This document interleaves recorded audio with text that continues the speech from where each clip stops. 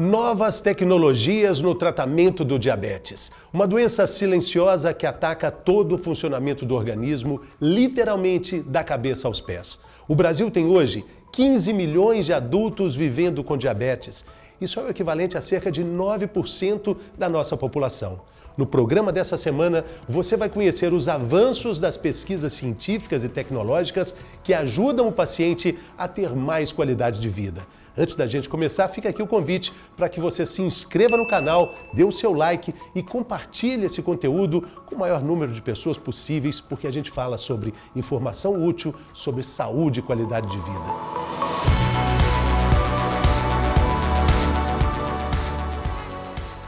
Vamos lá então, quem participa conosco, Dr. Schiavon, cirurgião bariátrico da Sociedade Brasileira de Cirurgia Bariátrica e Metabólica. Tudo bem? Seja bem-vindo, doutor, de novo aqui conosco. Obrigado. Uma alegria recebê-lo.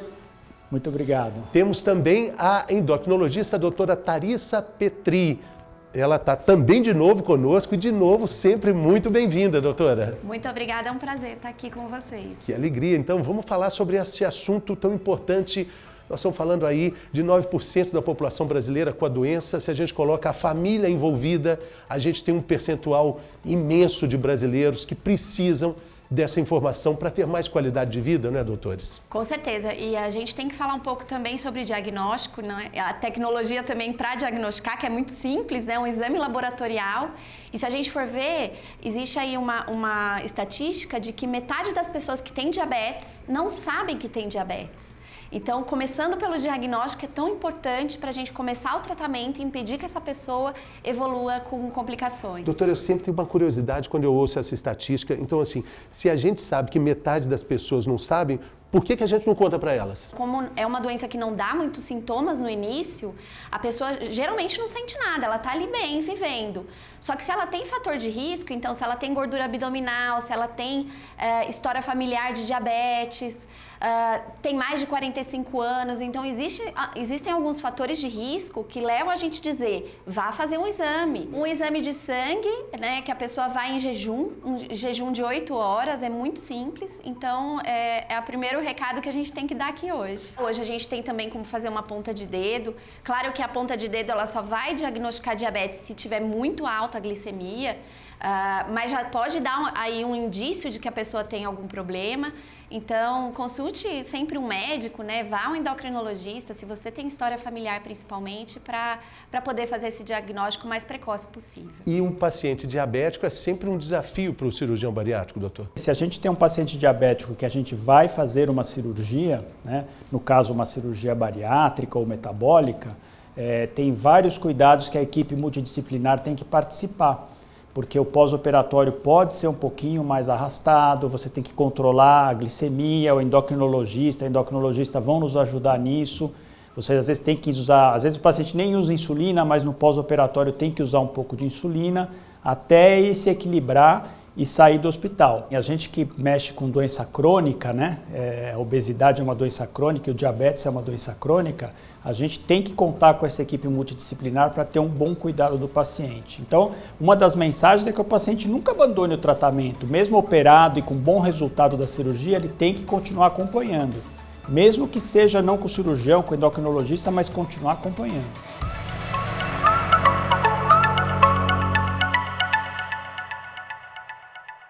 A receita da semana é uma dica para você aprender a tomar café sem açúcar e sem adoçante também. Eu não consigo tomar o café sem adoçante, Jordana. Mas você já tentou com algumas técnicas ou ainda Eu já não? tentei. Vamos tentar aqui agora. Estou tomando um cafezinho bem puro aqui. Né? Dizem que também esse tratamento de choque... Toma o café e pronto, o café é assim mesmo. Vamos ver? Tá, normalmente você gosta do café mais doce? Como Doce, seria claro. esse? De amarga chega a vida. Primeiro, reduzir a quantidade que você usa do açúcar ou do adoçante. 5 gotas de adoçante. Então você vai para 3, acostuma com 3, depois você vai para 2, depois você vai para 1 e aí você chega no café puro. E aí, nunca mais eu vou gostar do café adoçado ou açucarado? Provavelmente não, porque você vai aprender a gostar do gosto do café e não mais do açúcar, que é o que você sente hoje. Uma estratégia também, hoje em dia a gente tem muitas marcas, né, que tem cafés mais fracos, aromatizados já, né, com aromas de doce de leite, de chocolate, de cacau, né, de frutas vermelhas. Isso também pode ser uma estratégia, a gente sair daquele café tradicional e tentar algum que tenha algum aroma. Tá bom, eu vou tentar. Tente também. Depois conta pra gente se você conseguiu ou não pelas nossas redes sociais. Mas da próxima vez eu vou tentar com café quente, porque esse café é 5F. Fraco, feio, formiga no fundo. Feito pelo Fernando. É difícil.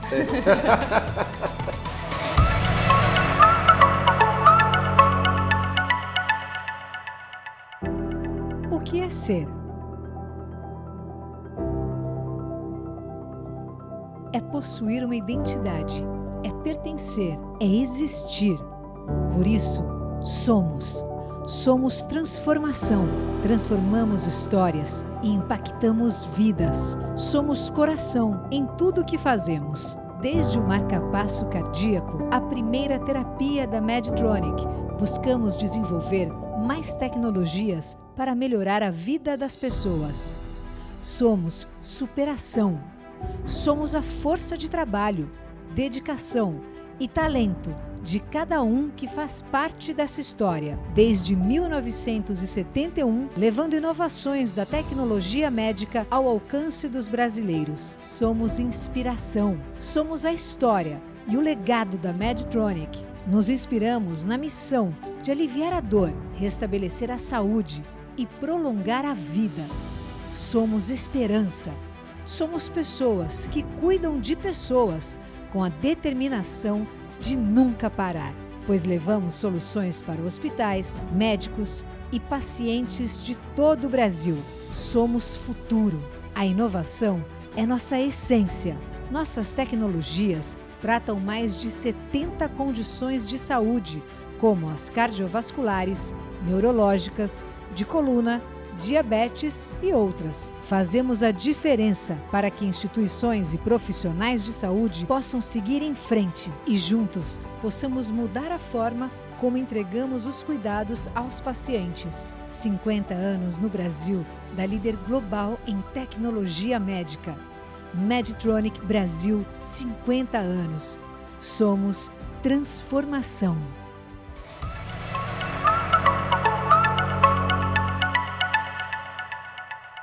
Estamos falando de uma doença que mata 7 milhões de pessoas por ano no mundo todo. O que se gasta para administrar esses números é um valor também exorbitante, não é? Quando a gente fala disso, a gente precisa falar da forma de prevenir, ao invés de tratar também, né, doutor? Com frequência, a gente identifica pacientes que têm, por exemplo, pré-diabetes, que a doutora Tharissa deve conversar um pouquinho. Uma glicose no sangue um pouquinho elevada, que já é um sinal de alerta. O pré-diabetes ele tem uma definição objetiva, né? Então, a gente fala em números. Então, a glicemia do paciente estando entre 100 e 125, ou a hemoglobina glicada, que é aquela média da glicemia nos últimos 3 meses, estando acima de 5,7 até 6,4, a gente define como pré-diabetes. Acima disso, a gente chama de diabetes. Mas é importante a gente dizer que o paciente que tem pré-diabetes, ele já tem risco de complicação, né? Existem alguns estudos aí que mostram que ele tem até risco de 30% de desenvolver já uma complicação de diabetes. Então, até antes do pré-diabetes, a gente tem que trabalhar com prevenção daquele paciente que já tem uma resistência à insulina e que o pâncreas está sofrendo, né? O pâncreas, ele passa por anos de sofrimento, trabalhando forçado por conta do aumento de peso, da genética e essa resistência insulínica. E se a gente conseguir agir nesse momento, a gente consegue salvar esse pâncreas da morte celular, né? Da morte de células produtoras de insulina. Mas esse exame de sangue, que é preventivo também para essa análise, até do entendimento do pré-diabético, quantas vezes por ano a gente deveria fazer? Então, pelo menos uma vez por ano, né? Até se a pessoa ela não tem grandes fatores de risco, ela não precisa ficar fazendo exames anuais. Mas se ela tem fator de risco, história familiar, como eu falei, aumento de gordura abdominal, ela precisa fazer sim. E a informação de qualidade é fundamental. Infelizmente, tem muita informação curas milagrosas. Nós mesmos, cirurgiões, em determinado momento, no início da cirurgia chamada metabólica, achamos que podíamos curar o diabetes. O que a gente sabe hoje que não é verdade. A gente controla o diabetes muito bem com a cirurgia, mas não é uma cura. E o acompanhamento, mais uma vez, é fundamental. E as pesquisas aqui ecoam para o mundo todo, para entender como esse paciente pode ter mais cuidado, mais controle quando a gente fala de diabetes. É isso que a gente vai conhecer agora na reportagem da Júlia Bandeira. Há 10 anos, Larissa descobriu que tinha diabetes tipo 1, mas ela só começou a se cuidar quando teve uma hipoglicemia severa. Depois que eu tive essa hipoglicemia severa, eu fiquei assim meio psicótica com esse negócio de medir a glicemia toda hora. Então eu media praticamente 10, 12 vezes no dia.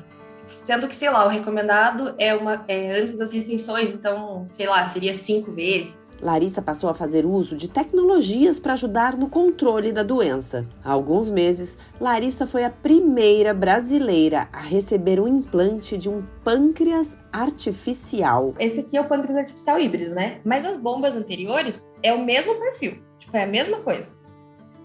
O que mudou do pâncreas artificial híbrido para as bombas anteriores é que esse aqui, ele faz correções automáticas. Quando ele prevê que a glicemia está subindo, ele manda insulina, microdoses de insulina para ir corrigindo. Então esse é o pâncreas artificial? Esse é o pâncreas artificial híbrido. Aí aqui tem um reservatório de insulina. Aqui é um catéter que fica conectado no corpo. Deixa eu esqueci de mostrar. Aqui, ó. Tá. Tem que trocar a cada 3 dias o reservatório e o catéter. E no braço tem um sensor que mede a glicemia e manda direto para cá. Uma pessoa com diabetes toma mais de 100 decisões por dia. Só para você ter uma ideia, só em relação ao diabetes tipo 1, esse que precisa múltiplas injeções de insulina, um próprio sistema pré-programado já toma uma decisão que vai deixar o paciente mais tempo sob controle, sem que essa pessoa precise ficar se preocupando e lembrando o dia inteiro que ela tem diabetes. Então a tecnologia, ela chegou para ajudar diversas doenças crônicas, entre elas a obesidade. Porque a obesidade, para quem não sabe, é uma doença crônica também, né? Uma doença que precisa de controle, ela não tem cura, mas ela precisa de um controle, né? Com cirurgia, sem cirurgia, ela precisa ser controlada. Sabe que você dormiu uma noite inteira sem se preocupar em corrigir? Porque ela faz isso por mim. E sem se preocupar em ter hipoglicemia, porque ela suspende. Então, até quando eu coloquei, a gente fica ressabiado, nossa, será que eu posso confiar? Ainda mais por já ter passado por episódios assim, né? Mas assim, é igual o meu médico diz, tipo, deixa agir, confia que ela foi feita para isso, né? E assim, minha glicemia todo dia acorda em 100, ela faz um papel muito, muito bom e diminui muito o estresse que a gente tem de preocupação mesmo, de ter que acordar de madrugada, sei lá, para corrigir, de ter que se preocupar com a hipoglicemia. Então, o estresse diminuiu muito. E o que veio de novo agora, que a gente está chamando de pâncreas artificial, é que essas bombas estão se conectando com os sensores de glicose, que também são outros, né, aparelhinhos que ficam no subcutâneo e ficam medindo o valor da glicose do paciente também em tempo real. E aí, dentro dessa bomba de insulina tem um algoritmo, uma certa inteligência, que é uma inteligência artificial, né, que percebe aumentos ou reduções dos níveis de glicose já antecipadamente, e antecipadamente já toma decisões automáticas, se vai aumentar ou se vai diminuir a quantidade de insulina, sem a interferência do médico, sem a interferência do paciente. Então, é o sistema que toma as decisões para controlar melhor o diabetes. É muita felicidade, né? Porque, assim, quem tem diabetes, o pâncreas é a vida, né? Então, é praticamente um órgão fora de mim.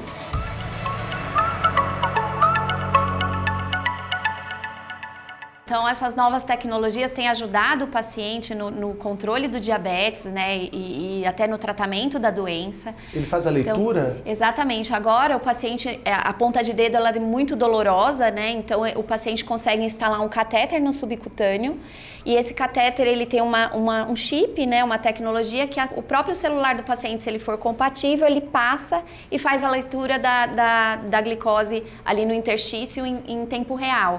Né? Isso facilita o paciente saber do controle, facilita o médico fazer ajuste da medicação.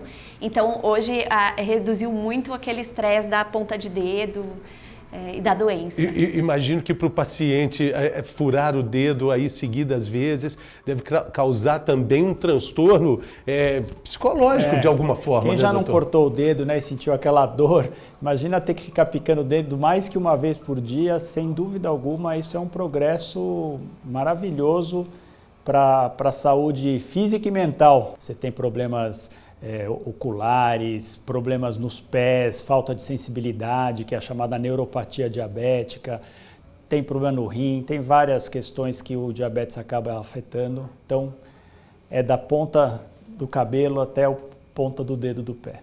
A gente está vendo que o diabetes atinge o nosso organismo da cabeça aos pés, mas a gente vai ver agora que também pode afetar a nossa saúde mental. É a pergunta do nosso quadro Você Sabia?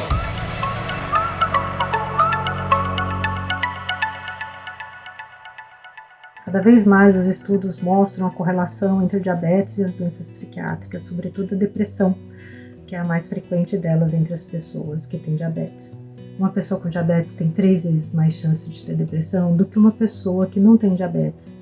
E quando a pessoa tem diabetes e depressão, em geral, o controle glicêmico e metabólico é pior. Seja pela dificuldade, a adesão ao esquema medicamentoso, seja pela dificuldade com as dietas ou a atividade física preconizada, tanto faz. O fato é que acaba impactando na qualidade de vida e intensificando sintomas como falta de energia, como falta de motivação, que se confundem com sintomas da depressão. Por isso, o tratamento integrado é o mais efetivo. Quando você for tratar do seu diabetes, não esqueça, a sua saúde mental também é muito importante.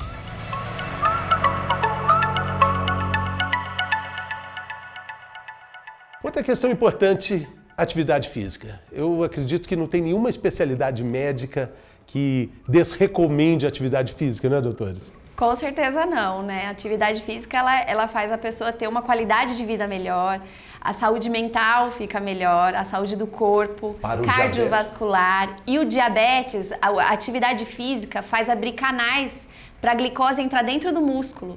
E isso é independente da insulina. Então, eu digo para os meus pacientes, a atividade física funciona como insulina, é um remédio para diabetes. E para o paciente diabético bariátrico, essa é uma recomendação que ela não pode deixar de ser cumprida à risca, né, doutor? No caso dos pacientes que fazem a cirurgia bariátrica e metabólica, existe uma facilitação, né? A perda de peso ajuda muito o paciente a retomar a atividade física. E como a doutora disse, isso vai ajudar muito no controle do diabetes e também na manutenção do peso. O paciente ter músculo saudável é uma questão fundamental para você manter o peso depois que você faz a cirurgia. Então, a atividade física, sem dúvida, e qualquer atividade física, isso que é importante, né? Hoje a gente sabe que qualquer atividade física, dançar, lutar, jogar futebol, qualquer coisa é bacana. E essa é a pergunta do nosso quadro Vida é Movimento dessa semana. Pergunta para um profissional de atividade física. Ele vai explicar como a atividade física pode ajudar no controle do diabetes.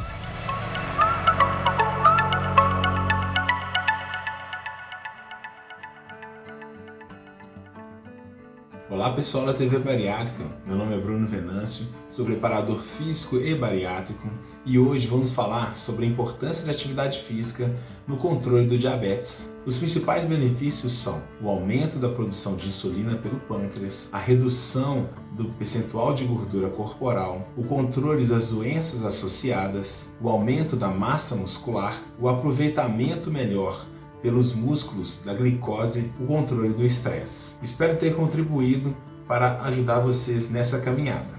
Até a próxima, um abraço pessoal!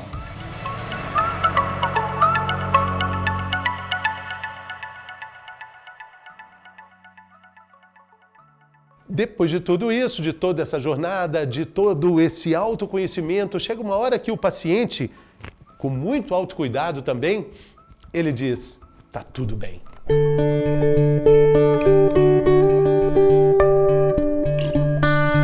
Oi pessoal, meu nome é Luciana, tenho 50 anos, sou diabética tipo 1 e faço uso da bombinha de insulina. Em 2017, eu me submeti à cirurgia bariátrica, bypass. Não foi fácil, mas também não foi tão difícil. Logo após, eu parei de tomar os remédios. Eu não precisava mais tomar nem o remédio da pressão, nem o remédio da tireoide. Esses problemas foram resolvidos. A insulina eu continuei, porque eu já sabia que não teria como, não seria a solução para isso. E após 5 anos, eu posso dizer para vocês que valeu super a pena. Tá tudo bem. Essa é a melhor parte, né? Na carreira do médico, né? Quando tá tudo bem e a vida segue. Com certeza, no momento que o paciente encara a doença, né, a doença crônica, e decide fazer o tratamento da melhor forma possível, com certeza fica tudo bem. E a gente, como cirurgião, que não estava acostumado a cuidar de uma doença crônica desse tipo, fica muito feliz do paciente estar bem controlado do seu diabetes. Mas não deixe de acompanhar, porque precisa acompanhar, que não é cura, é controle. Atenção sempre. Doutor Schiavon, doutora Tharissa, muito obrigado pela presença aqui, muito obrigado pela generosidade, pela gentileza. Voltem sempre. Agradeço demais. Obrigado. Foi muito bom. A gente fica por aqui, mas fica o convite para você acompanhar também o nosso canal, fazendo a sua inscrição, acione o sininho, dê o seu like e compartilhe o nosso conteúdo com pessoas que você conheça e que você sabe que vão precisar dessa informação útil sobre saúde e qualidade de vida. O último recado, outubro está chegando e chega também o Congresso da Sociedade Brasileira de Cirurgia Bariátrica e Metabólica, dessa vez em Salvador. A gente se vê na Bahia!